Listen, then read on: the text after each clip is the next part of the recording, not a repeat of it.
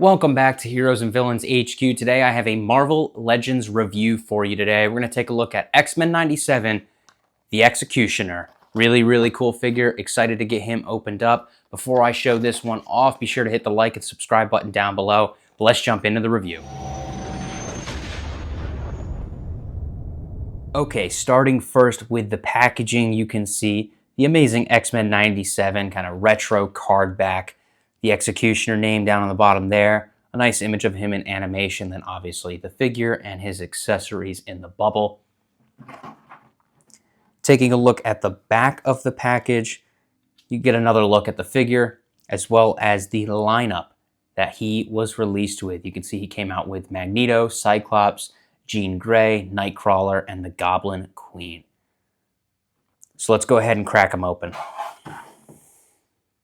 Okay, now having them out of the box, another fantastic X-Men 97 figure. They do a crazy good job with this line. He comes with a ton of accessories. You can see the two different pikes here, one that's attached on his back. Both can attach to his back. I'll show you that in a second, but you get his two pikes. You get the blaster attachment that just slides right on his arm. There's no, hand holding or anything like that. You just put it on his arm like that, so it will fall off if you have his hand pointed down. But it includes that, and then lastly, his blaster, which is an amazing mold. You get multicolors. You get the silver. They just did an amazing job with this all around.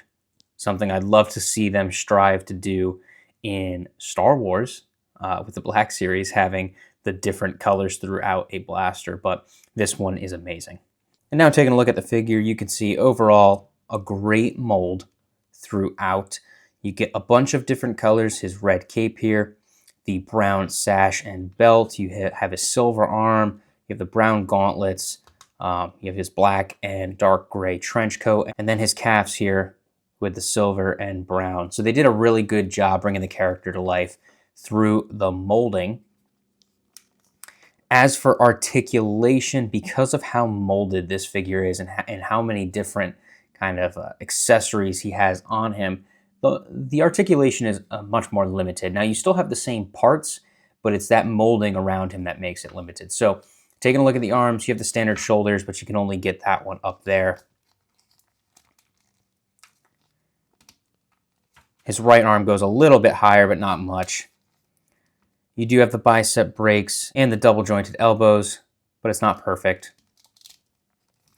He doesn't come with any swappable hands, so the two hands he has is what you'll have to use. The hip has a rotation, but not much of an ab crunch. You're only getting a little bit there. And then same with the head. You obviously have this mold here, so you're going to be able to twist, but not really be able to move forward all that much. And then lastly, you got his legs, which do have the thigh swivels and the double jointed. So you're going to get a ton of articulation there, but you're going to have to mess with the molding of the trench coat to really get the legs out there. So again, you're not really going to be getting a ton of articulation with the figure, but I think the molding, how great it looks and how well they did the coloring really makes up for that limited articulation. So just posing them up in a couple of different ways, you could see even with that limited articulation, you can still get a lot from this figure. Right here, I have both of his knees kind of bent, so he's in this crouching position, kind of ready to shoot his blaster there. I mean, this looks fantastic in my opinion. So I wouldn't even knock it all that much for the limited articulation because of how well the molding looks, and you can still get him into some really great poses. So what are my final thoughts on the X-Cutioner Marvel Legends figure? Another great entry into the X-Men 97 line. And the crazy thing is that if this is one of the worst figures in the X-Men 97 line, that speaks to how great of a job they've done fleshing out X-Men 97. Because this is great. This really is. Obviously, you have a little bit of limitation in the shoulders with articulation. Obviously, the trench coat kind of limits the legs a little bit. And you don't get much of an ab crunch, right? So normally those things would cause you to be like, do I really want this figure? But look at him.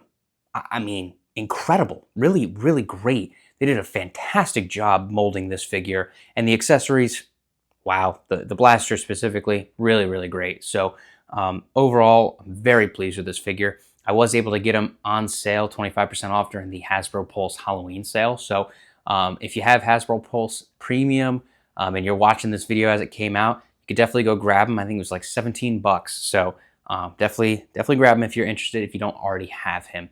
But thank you so much for watching this Marvel Legends review. I hope you enjoyed. If you did, hit the like and subscribe button down below and let me know your thoughts in the comments. Again, thanks for watching, and I'll catch you in the next one.